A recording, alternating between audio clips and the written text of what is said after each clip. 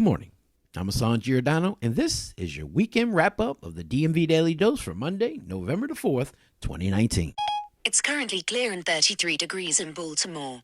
Today's high will be 59 degrees, and the low will be 33.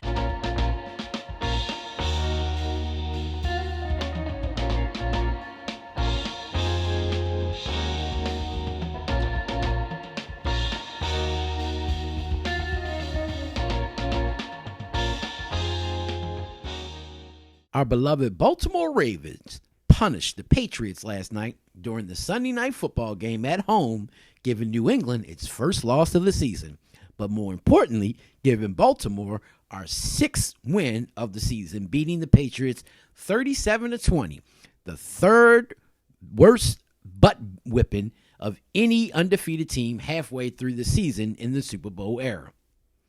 Mark Reuter of the Baltimore Brew is reporting on Brandon Maurice Scott, City Council President of Baltimore City, opening his mayoral campaign office at a Cathedral Street storefront yesterday, calling for generational change in city government. Scott said, quote, "Let's be clear, the status quo train does not want us to win."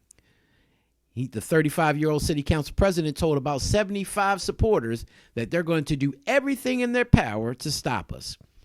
But he says that they know that their money, their approval, and their influence is diminishing. Alluding to other young elected officials by his side, such as State Senator Corey McCray from the 45th District and his sister, Danielle McCray, a councilwoman who was named to Scott's 2nd District Council seat in June, Scott went on to say that we're all here because we're the new generation. It's time for the baton to be passed, and if they don't want to pass it, we're going to snatch it.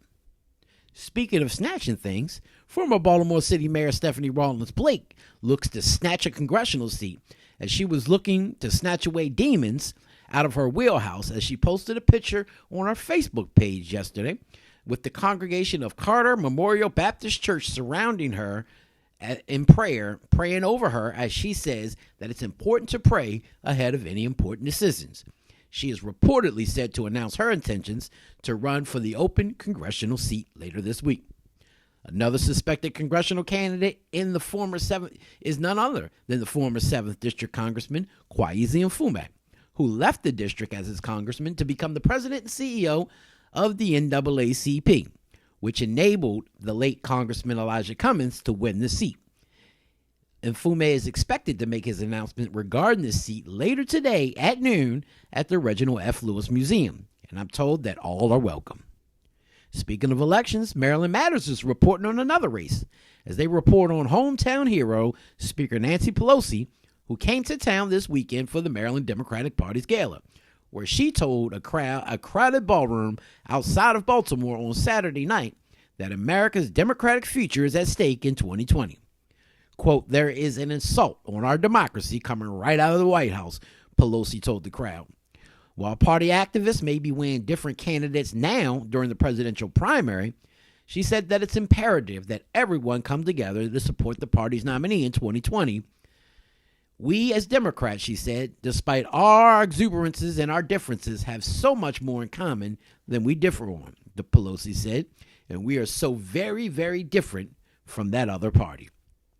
When Maryland's Judicial Discipline Panel recommended an immediate suspension last year for a controversial Baltimore judge, she didn't stop working right away.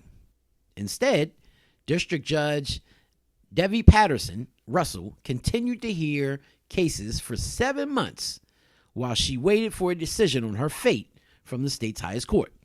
And according to a Baltimore Sun article, the top court is now expected to consider a change that would allow it to quickly get such judges off of the bench and on administrative leave pending its final decision on their discipline.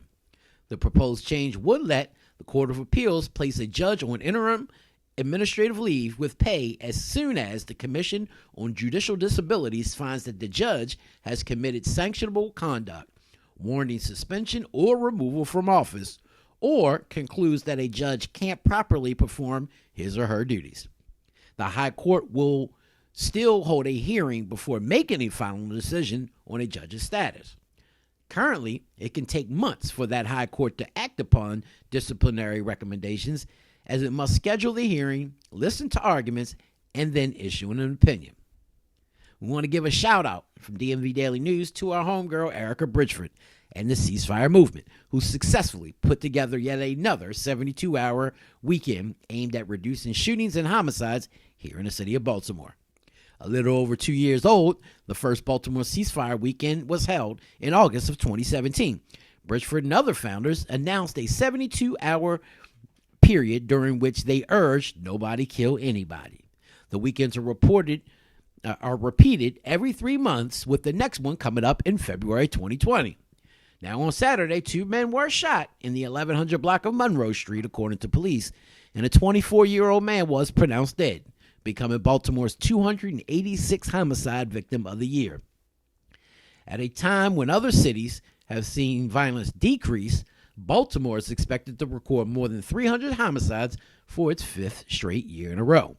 Nonetheless, a study conducted by Bridgeford's organization found that there was an average of 52% reduction in shootings during the ceasefire weekends, taking into account seasonality, and other trends. According to the author, Peter Phelan, the true effect could be anywhere between 35 and 65%. Now, keep doing what you're doing, Sister Erica and the ceasefire family. We love and support you. I'm your man, Mr. Politics, and this has been your weekend wrap-up of the Daily Dose for Monday, November 4th, 2019. For more information on the articles that I've mentioned, just go on over to our website, www.dmvdaily.news.